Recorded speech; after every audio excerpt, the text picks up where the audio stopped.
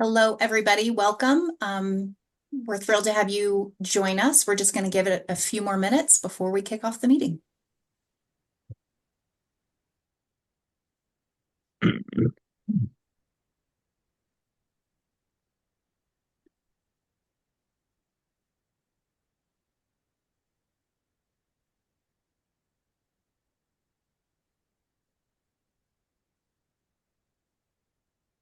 Bienvenidos a todos. Estamos emocionadísimos de tenerlos aquí con nosotros. Vamos a esperar unos minutos más antes de empezar la reunión.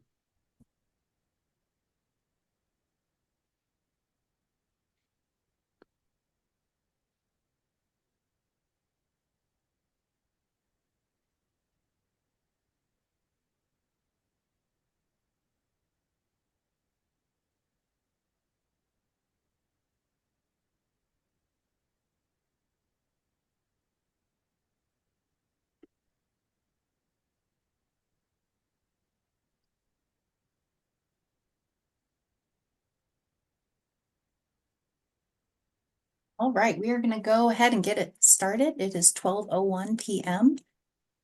First and foremost, I want to welcome everybody to the Valley View Town Hall.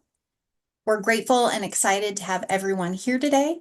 I want to start first with beginning the real-time translation of the meeting, and I'm going to turn that over to Kevin to provide the instructions on how to do so. Kevin.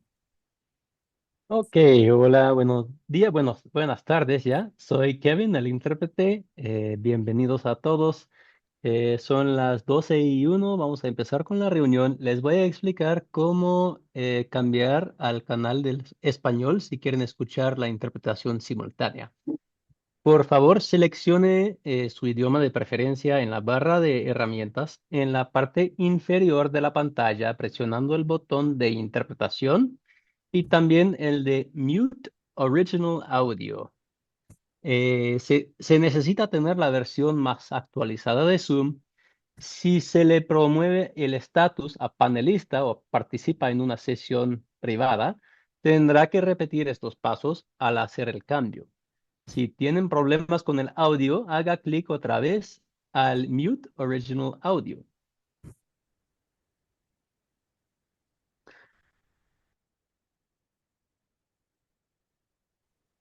Okay, that's it for me, and I'll switch over to the Spanish channel.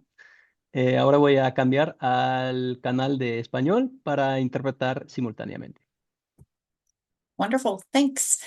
So first and foremost, I want to introduce myself. My name is Stacy Gavrell. I serve as the Chief Community Relations Officer, and I'm going to be joined by a number of outstanding colleagues throughout the course of this meeting. Some additional housekeeping items I want to share with you is that we are going to have audio and video off until we get to our discussions. So no dogs barking can distract from our time together. But feel free to use the chat feature in the Zoom. We have colleagues monitoring that. So whether you have questions or comments, please use that feature. And then we are going to have open discussion as part of this meeting. So your video and audio will be released, so to speak, as we are really eager to hear from you. I'd also like to note that we are recording this meeting and it will be posted on our website. And lastly, please participate. Please provide your feedback. We're really grateful for your time and eager to hear from you, our community. So this is our agenda for our time together. The purpose of this meeting is to share Valley View's work and our investments to benefit the health and well-being of our community and to share work ahead. So we're going to first start by looking back at 2024 for those benefit activities and impact. And then we'll look ahead to priority areas. And then we are going to open it up because we want to hear your perspective, your impressions, and your thoughts about how we could advance this work together. I will also note that at our closing, we are going to share a survey to get your feedback not only on this meeting together, but also just further reflections you may have. So with that, we'll jump right in. To begin with, I just want to set the context to who Valley View is. We are an independent nonprofit health system based in Glenwood Springs. It's been pretty exciting to experience our growth over the decades. We were once a single-story hospital with 35 beds. Now that hospital includes 78 beds, a 21-acre medical campus, and we have locations and services across Western Colorado, which you can see on the map there on your screen. So this is a network of physician practices, specialty centers, and our hospital providing multidisciplinary care across the healthcare system. I think something that's really important to us as we work every day here is that we are independent. So we're not part of a larger corporate system. We don't benefit from a hospital taxing district, and we are led by an amazing group of community volunteers. We are driven every single day by our values of patients first, safety, quality, service, accountability, community, and teamwork. And we're grateful to our clinicians and staff who deliver on these values every day. I want to jump into 2024. So to set the context, in 2024, our work responded to two identified community health needs. How did we identify these needs? These came from a community health needs assessment that we did to span 3 years, 2021 to 2024. So 2024 was the last year of this assessment. This assessment and these needs were identified through a community process, and they were, as you see on your screen, to improve coverage and total cost of care, and to address community behavioral and mental health needs. We also worked on the Hospital Transformation Program, which is a program of the state of Colorado, and I'm thrilled to turn things over to my colleague Mick to talk more specifically about Hospital Transformation Program, or what we call HTP. Mick, over to you. Thanks, Stacy. The Hospital Transformation Project is a statewide initiative to help hospitals focus on these issues the state has identified as high risk. As you can see, readmissions is one of the 10 measures identified, and we are very proud to be in the top 10% of all Colorado hospitals reducing readmission this past program year. The hospital also has a focus on social needs screening and getting those in need referrals and resources to succeed. There's been a lot of work done around mental health and substance use disorder initiatives with the providers that are required to document to help this referral process. We have been able to recognize the deficiencies in our current electronic medical record and correct some, but looking forward to 2026, we will have a new electronic medical record to help us enhance this even more. The emergency department has been focused on decreasing opioids and increasing the use of alternative medications to opioids for pain, especially in specific diagnoses. The emergency room has embraced this measure and are working hard to provide alternative medications to opioids. Next slide. Clinical and operational efficiencies help us to focus on episodes of care that were identified to be out of the normal cost range for that specific episode. Electronic health records are being sent to primary care providers after discharge via electronic transmission is another initiative that helps us streamline transitions of care after discharge. For population health measures, we have a utilization review committee who reviews length of stay as well as readmissions to help hospital discharge readiness. The statewide priority for Valley View was to open an urgent care. This has been a very successful endeavor, allowing patients the opportunity to choose between urgent care and emergency rooms if the condition warrants, allowing cost savings for both patients and the hospital. Thanks for allowing me to give you a quick review of the HTP measures. And now back to you, Stacy. Thanks, Mick. Appreciate it. So with that overview and background from Mick on HTP, I'm going to pivot back to our community health needs assessment and the two needs that were our focus in 2024. So I'm just going to preface the next series of slides to say that each slide has quite a bit of information. As you're looking at your screen on your left, you're going to see our intended impact as it relates to improving coverage and total cost of care. And on the right, you're going to see our activities. For the sake of time and not being someone who reads PowerPoint slides, I'm just going to focus on the left and our intended impact. So as you see here, one of the things that we wanted to do was improve coverage for vulnerable populations. So vulnerable populations include a lot of different individuals and groups, low-income individuals, minority populations, those with chronic health conditions. These groups can often experience barriers to accessing quality care, which not only results in poorer health and things like higher mortality rates, but also affects the health and well-being of our overall community. And so improving coverage specifically for these vulnerable populations has been a focus. These next two slides focus on primary care, specifically enhancing primary care to help the overall management of the total cost of care. So primary care, we often refer to it as the quarterback of someone's health because a primary care provider can really help not only the health and well-being of an individual, but help manage the total cost of that care. Early detection, management of health problems, all of which benefit an individual's health, but can also affect the need for more expensive downstream care like emergency room visits or even hospitalizations. So you can see on this slide, as well as the next, specific work and activities related to enhancing that primary care management. Moving on, we've also been working to enhance understanding of patient well-being to better drive effective strategies for wellness and cost management. So health extends beyond the walls of Valley View and includes non-medical factors that influence an individual's overall health. These can be things like education, housing, and food security. So for example, if someone doesn't have access to reliable, nutritious food, they can be at increased risk for chronic disease. So our focus has been to understand these patients' needs so that we can connect them to more resources that ultimately can have a very significant impact on their health and well-being, as well as managing costs.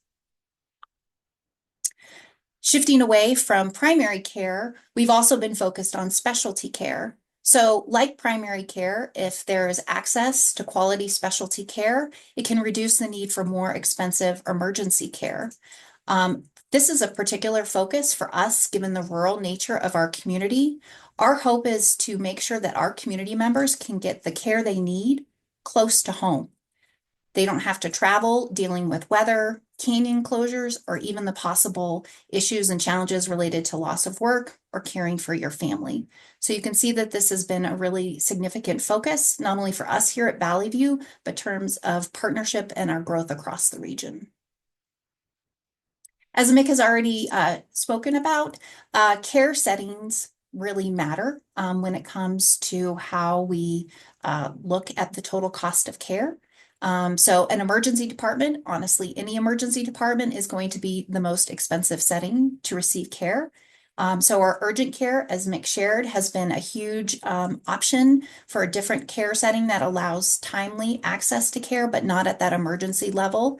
And then again, that network of primary care that we've invested in also further supports a care setting that makes the most sense for a patient.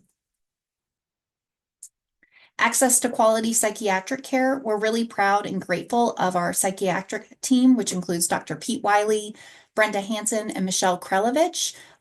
Psychiatric care can support an individual's mental health and overall well-being. It also can help with adverse outcomes such as suicide. And so this has really been a focus and a commitment for Valley View in addressing the community's behavioral and mental health needs. Continuing on, we've been looking at a holistic approach to health, integrating behavioral and physical health, again, to not only support patient outcomes, but also working to address the disparities and stigma associated with behavioral health. These two areas, decreased opioid use and reducing community suicides, really speak to a public health lens regarding the public health crisis related to opioid addictions and overdoses, and then also for Valley View to play a role in community-based suicide prevention to foster just more awareness and well-being to prevent suicide and related harms in our community. Lastly, our work has been focused on enhancing care for community members needing substance withdrawal. Substance withdrawal refers to medical and psychological care for patients who need withdrawal support from substances such as drugs and alcohol. And having effective withdrawal management can help an individual not only in their recovery process, but improving their chances for long-term recovery. So this has been the areas of our work for 2024, but I'm excited now to turn the conversation over to Rob Nelson, my colleague, to really talk more specifically about how this work that I've just gone through improved community outcomes. So Rob, over to you. Thank you, Stacy. My name is Rob Nelson. As Stacy mentioned, I work as the Chief of Quality and Patient Safety here at Valley View. And just want to highlight that although there's just a handful of us from Valley View presenting on today's call, really standing in front of a massive team and speaking on their behalf is humbling. Many of our colleagues, of course, busy taking care of patients right now, but I think we have a solid team to help answer questions towards the end of this meeting and look forward to that dialogue within the context of our community needs. So as we look back again in 2024, just to round out that 3-year cycle, I'll highlight a few items here. And again, not to read from slides, but maybe to highlight a few of these elements. As far as coverage and total cost of care, which we know remains a significant priority, both for us and for many other hospitals across the nation. I would just say that beyond our financial assistance program, that's really the tip of the iceberg in terms of our direct financial support that we aid patients through efforts like insurance enrollment, promoting specific programs that they may not know they have access to, CHP Plus for eligible kids, and of course, leaning into cost-effective, high-quality primary care for all. And I would say that's a consistent value of our organization, that we really lean into that cost-effective place to get care services. We partnered with our local federally qualified health center, Mountain Family, not just through underwriting their clinic space, but through including them in our other local and independent practices for creative solutions via community inclusion. And I would really bundle this as fitting under the community health neighborhood engagement piece of the hospital transformation program that I think has seen a lot of success. That's included our transition of care committee, where we aim to streamline communication around discharge details. Discharges can be complex, and it requires bidirectional communication that has to be real-time or near real-time to make sure that we're achieving the needs for individual patients. We've focused on reducing health disparities and have a specific Valley View committee for that, where we review disaggregated data to use for targeted resource appropriations. Lots to talk about there. If we have questions, I'd be happy to speak more, but including not just Valley View, but our partners like the FQHC and other individual practices in the community for that perspective and problem solving. Community opioid abatement partnerships. That's one that's certainly also prospective as we look toward opioid abatement dollars, working with the county and our 5-county region for how best to apply those for patients. And we enjoy the teamwork aspect both in Valley View and beyond. And then all of this gets to kind of getting back to basics and truly optimizing cost-effective care through reducing readmissions, as Stacy mentioned, top 10% within the HTP program for our hospital size within the state. Preventing OB deserts. Valley View has a strong and robust delivery capability, and we've seen that grow as we've seen that retract even on the western slope, with unfortunately some closures of other programs in the last year here.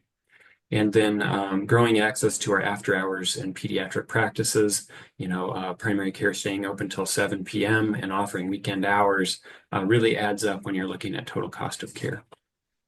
And then finally is the social determinants of health. We've identified food and transportation as well as utilities as being the top 3 needs across our community. We sent 3,300 referrals for the Medicaid RAY program in 2024, as well as referrals to specific community resources along especially those 3 pieces for social determinants of health. And that's all in the context of recognizing that social determinants probably drive 30 to 50, maybe even more % of health outcomes, according to National Institute of Health. So it's a really important part of care. We'll move to the next slide as we highlight improving coverage and total cost further. We've added new specialists. It's not just convenient in a rural area to be able to see a specialist, but it's also reducing health disparities, because if a patient doesn't have the ability to leave their home or leave the region to go to a tertiary care facility where specialists are more prevalent, then they may just not get that care. So it really is critical that we offer those services, and our community appreciates that. We hear that day in and day out. We have offered a new tool. It's called Perfect Serve, and it is basically a secure communication platform that we share not just within the Valley View providers, but to our entire community, and underwrite that service. So you're literally in the pocket of a specialist or any of our primary care providers if you're needing to reach them on a colleague-to-colleague consult or other basis. And we have very good adoption of that, and have heard positive feedback from our community providers around that tool, and directly benefiting patients, even if that's in the background of your visit and you don't realize those timely consults are taking place. Moving on, we certainly added 4 behavioral health providers in 2024 across our primary care practices, and that was constituted by both master's prepared behavioral health providers such as LCSWs or behavioral health advocates. And we've now achieved behavioral health integration at all of our primary care locations, including pediatrics. We've witnessed this again as we've seen other entities unfortunately have to scale back services for behavioral health on the Western Slope. Unfortunately, at both primary care locations, as well as Medicaid designated entities for providing behavioral health services, and so we're proud of that. 2024 represented a good trend for increasing use of alternative to opioids in our emergency department. We feel that just as the state has encouraged, those alternatives tend to drive down opioid administration, and every opioid that we don't have to give is a reduction in harm potential for a patient in substance use disorders. We trained all Valley View staff in 2024 with our Preventing Suicide program. We know that suicide is an elevated risk compared to national averages in Colorado, and especially on the Western Slope. So we feel that this is a top priority, and 1,600 people is a lot to train, but we put resources behind that through our QPR, which stands for Question, Persuade, and Refer program. And despite Valley View previously supporting the opening of the medical withdrawal management program, as Stacy alluded to earlier, unfortunately that program did come to a close due to a host of outside reasons. And I think it's important to highlight that Valley View does serve as that place where detox now is supported, typically through our emergency department, if we can't do so through our primary care service offerings. But that is a significant service that we do provide to the community, and often with extensive resources that are applied to it. And so finally, in this series of slides, I just want to highlight the numbers. A lot of times we don't put numbers to these concepts, but on our most recent IRS reporting, which is the 990, these roll-up figures represent all of those activities. And yes, you're reading that correctly, in the tens of millions of dollars a year for what we really directly provide to our community. And I'm glad we get the opportunity to discuss that today and take any questions around these elements. All right, thanks, Rob. So we're now going to look at 2025 through 2028. As you've heard, our community health needs assessment ended, and so in 2024 we started a process for a new community health needs assessment, which frames our work going forward. You can see this slide summarizes that process, but I really just want to pause and acknowledge the amazing engagement and participation that we had, not only from stakeholders representing numerous our public health partners, community organizations and agencies, as well as those in our community who responded to a survey. So our effort is to understand the over 134,000 people living in the 5,600 square miles that encompasses the Valley View primary service areas. And so with that process, the data, the input, the conversation, what happened was the Valley View leadership team received recommendations as to what we should focus on for continued work to affect and improve community health. And these are the 3 areas that have been adopted. Those are total cost of care, access and availability, and social determinants of health. So again, these recommendations come from you, our community, and we think that there's a lot of similarities in what you have heard Rob and I speak to and Mick speak to in terms of what we did in 2024. And at the end of the day, these needs are complex. They take time, and also what this process is really focused on is the voice of the community, really helping Valley View make sure that we are making meaningful change. And so this is our work moving forward. And Rob's going to go through now each 3 of these areas, but as he does so, this is where we really want to further frame our discussion and feedback from you. So I appreciate that and turn it back over to Rob. Thanks, Stacy. You know, I'm gonna kind of let these slides speak for themselves and look forward to even more in the Q&A portion of our talk today. But what I'd like to do, and Stacy, feel free just over the next few minutes to kind of click through these next 3 slides. But I actually want to share something that data can't. You know, we look at a lot of data, and it's important that we do. It's critical that we do. But sometimes the data still has a hard time telling the whole story. And so I just want to pause and share care for a patient within our community and what that looks like, because sometimes those anecdotal accounts can mean just as much as the data does. So I play a unique role here at Valley View in that I also am a primary care provider myself and specialize in diabetes management. And it takes a village, right? We know that. That's why we partner with our community organizations. That's why we have strong partnerships within our own organization across departments. And so I want to just tell the story of a patient that I helped take care of last week, because I think sometimes a very recent example can be the most meaningful.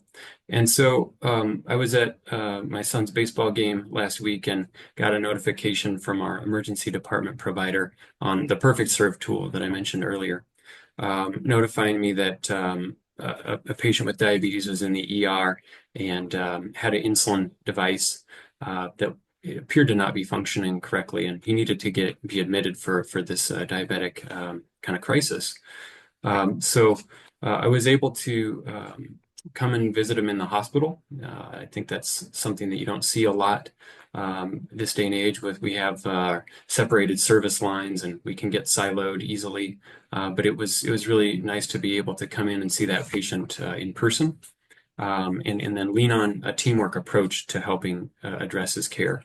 But what really came through to me when I came to see this patient wasn't just the nuts and bolts of diabetes management and his medication, but it was what landed him in the hospital. That's what we're often trying to get at, right? That's why we measure for social determinants of health and the like.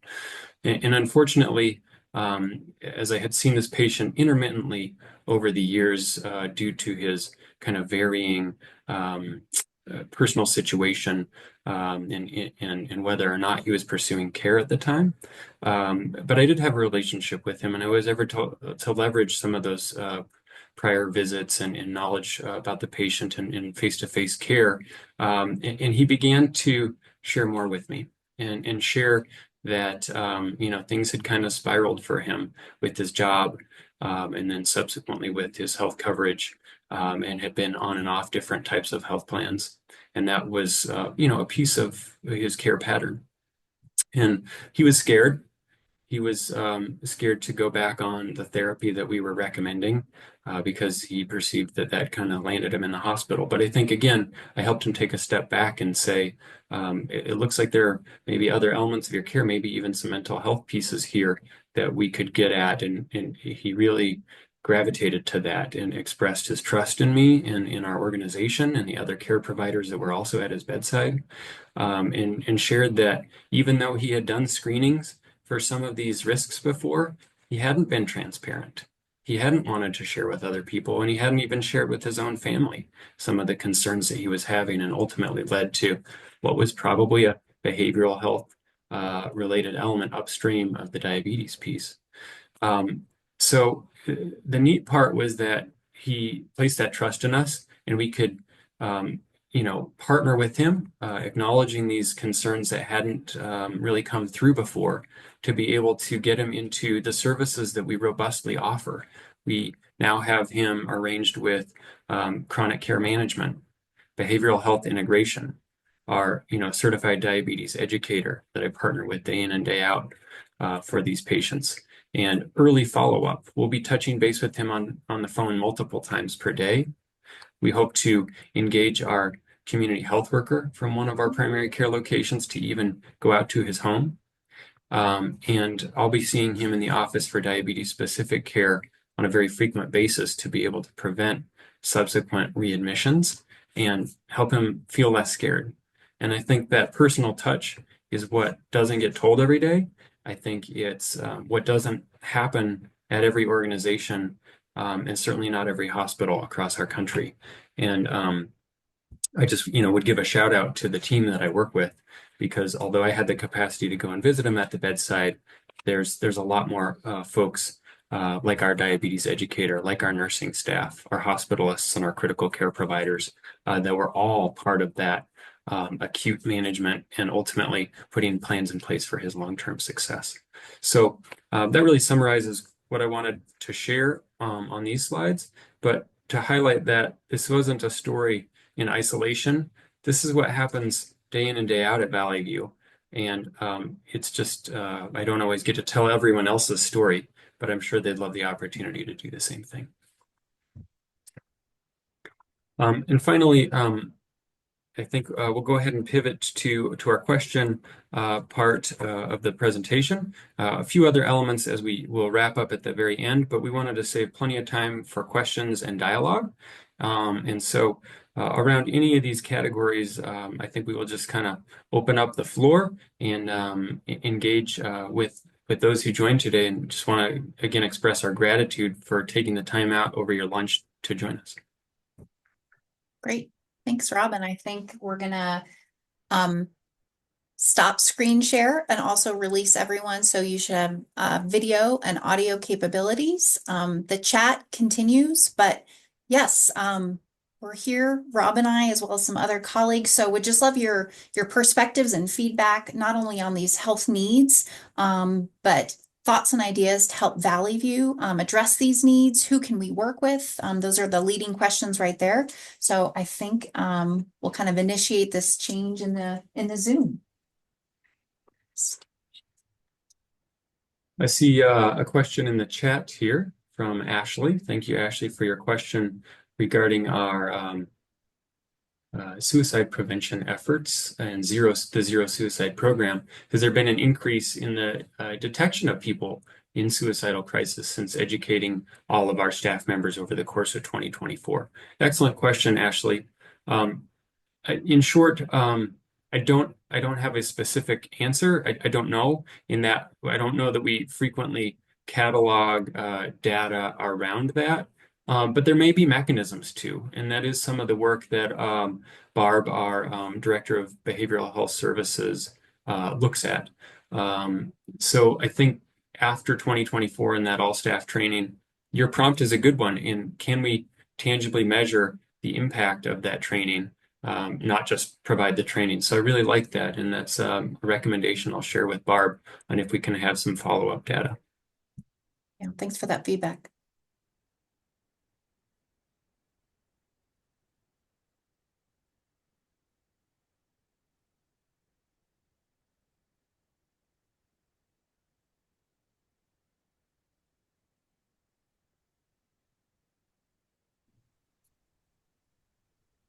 This is Foster Goss here at Valley View as well. I wanted to just say there are some exciting opportunities, I think, in the emergency department too that we're leveraging and relationships, for example, with Aspen Hope to evaluate patients who are presenting with mental health disorders or thoughts of suicide. So something we definitely take very seriously and are creating new relationships to help support those patients in need in a time of crisis.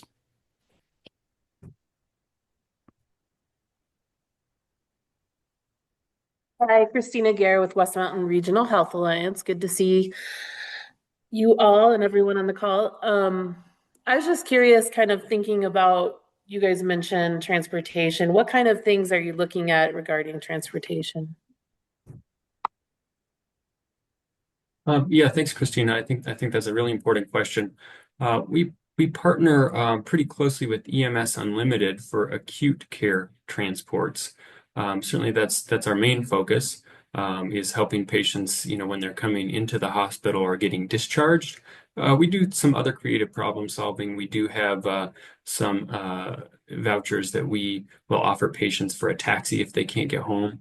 And there's not a lot of rideshare options in the Valley. It's grown, but it's still pretty limited, which can be a challenge. Other things that we've really been looking at closely that kind of overlaps a little bit with the transportation question is home checks, or kind of checking on people at home. We really respect the work that our adjacent county in Eagle County has done with the Eagle County Paramedic Program for the home paramedics or community paramedic program. And we're looking at how we can partner and support EMS Unlimited to launch a similar service here. The landscape is a little bit different in Garfield County in that, unlike Eagle, which is centralized in payment for those pre-hospital services, it's actually paid for by municipality in a little bit more siloed approach. Nevertheless, we're actually helping EMS Unlimited with some data to present to the county commissioners and look at other resources like grant funding, which is out there to try to get something similar launched here in Garfield County.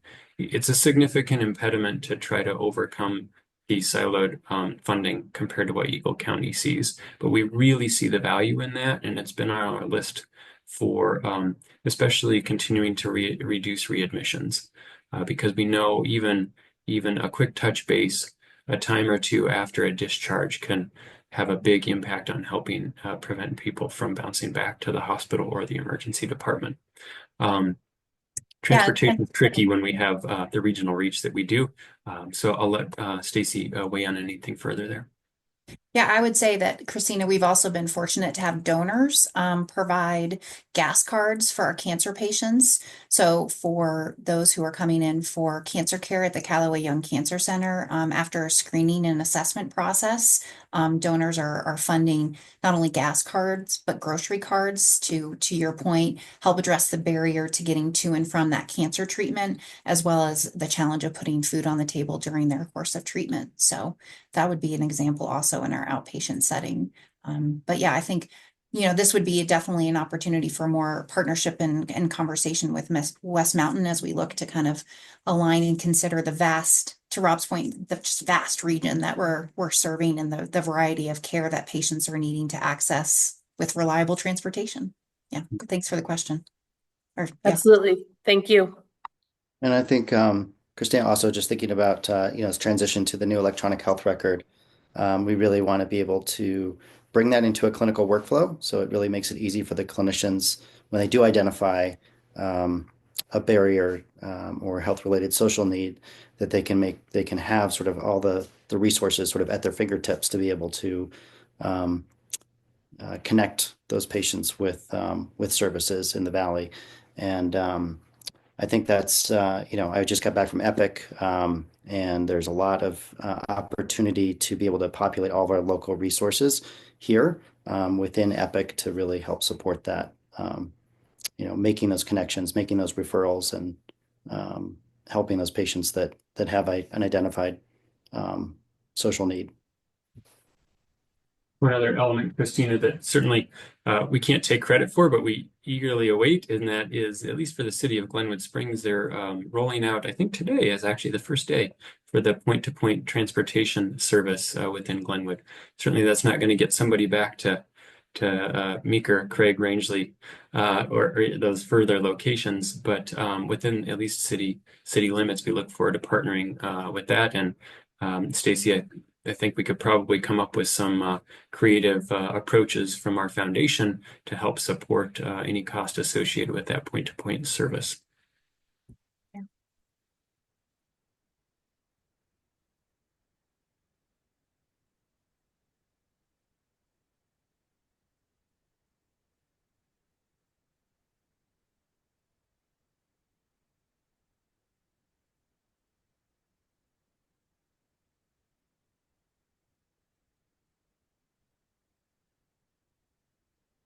We have another question in the chat. Are there any metrics that Valley View has surrounding patients scheduling primary care appointments after really focusing on expanding primary care access for the community? Has there been an increase in the telehealth activity also? Ashley, great questions. Yeah. We have seen continued year-over-year growth as far as our total number of patients seen in our primary care practices. And I think that's also represented in a need to add additional primary care providers, that we are at several of our locations, not to just replace providers, but add additional providers. And I think that's really true at all 4 of our family and internal med sites, as well as our pediatric practice. I don't have numbers off the top as far as the volumes, but yes, on both fronts, the visit volumes as well as the providers to accommodate those visits is growing as we speak. And there's been an increase in telehealth. Yes, certainly the COVID pandemic changed that in a very positive way, in that we offer that robustly. I know I do telehealth visits myself for patients as far away as even Telluride, in that we don't have endocrinology except for one practice on the entire western slope. And so we do see those from a wide geography. I don't, again, have numbers at the moment, but those would be fairly easy to run and demonstrate that we could track. And I know we have seen that telehealth increase. Yeah, which is a great additional modality to help patients access care in our vast rural region. So again, Rob, as you mentioned, that rural urban divide and how we straddle that and make care accessible in our uniquely rural community, telehealth is definitely one of those options. So yeah, thanks, Ashley. Hey, Daniel? Rob, sorry to jump in here, but just to accentuate what you're saying, that not only at Valley View, the Valley View practices have we hired additional primary care, but we've supported hiring primary care physicians at non-Valley View practices in our community, in the region, so that are not employed by or owned by Valley View, but help to financially give them the support they need to hire those good quality primary care providers. Yeah, great point. Daniel's our Chief Operating Officer. Thanks for hopping on, Daniel. Yeah, we do help underwrite the recruitment and hiring process for those community providers outside of the Valley View umbrella. Thanks.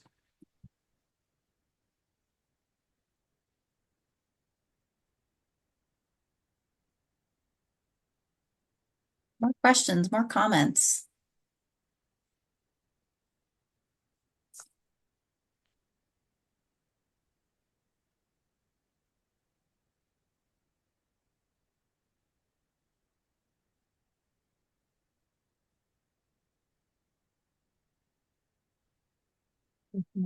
Oh, we have another question. Heath says, I wanted to share gratitude for the collaborative process with the assessment and priority development. I do feel like the VVH priorities reflect the many conversations as well as what many of the recent public health assessments have found. Look forward to more collaboration in the future on addressing these priorities. He's from Eagle County. Hey Heath, thank you for joining us today. Yes, and likewise, appreciate you and your colleagues at Eagle County for your participation with us. And I do think your comment also further illustrates that whether it's public health or hospitals, as we all come together to address these community health needs, we will definitely be more successful in impacting change and uplifting the health of our community. So thank you for that. Yeah. Great. We're just going to this one. Okay. All right. I think we are back with the screen share. Maybe. Looks good. Oh, here we go. All right. Zoom is still an adventure, you guys. So thank you for that. So we will go ahead and close our time together. Again, just to wrap up with an expression of gratitude. Thank you for spending just about an hour of your day with us over your lunch hour. Certainly as the team has put together this presentation, one of the things we commented on frequently was just how much there is going on here at Valley View, how grateful we are to be part of this remarkable community that time and time again wants to come together to work on these community health needs. So appreciate everyone being here. We are going to send a follow-up survey because our intent is for this to be it's an annual meeting, but our hope too is that you can continue to reach out to us, continue to provide the feedback, continue to provide ideas as, whether additional thoughts and options to address transportation or further align with other public health improvement plans. We would love to connect further with you, our community members. I'm going to turn it over to my colleague Mariah to talk about an exciting endeavor that we're launching with our Family Advisory Council. Excuse me, that was a tongue twister for me. Mariah, I'm gonna hand it over to you. Yeah, so as mentioned, we are launching our Patient and Family Advisory Council, and we're recruiting patients and caregivers to be a part of that. The council will have the opportunity to engage with Valley View staff around various topics regarding the patient experience and provide critical feedback and engage in process design to improve our processes and highlight areas that we're already doing well. If you are interested in potentially participating or know someone who would be, please use the survey that was just spoken about to express your interest, and I'll be reaching out to you about that. Thank you. Outstanding. So our intent is for feedback and partnership and collaboration to be ongoing. So please look for that survey. And again, thanks to all of you for joining us. And I hope you all have a beautiful afternoon. Bye-bye.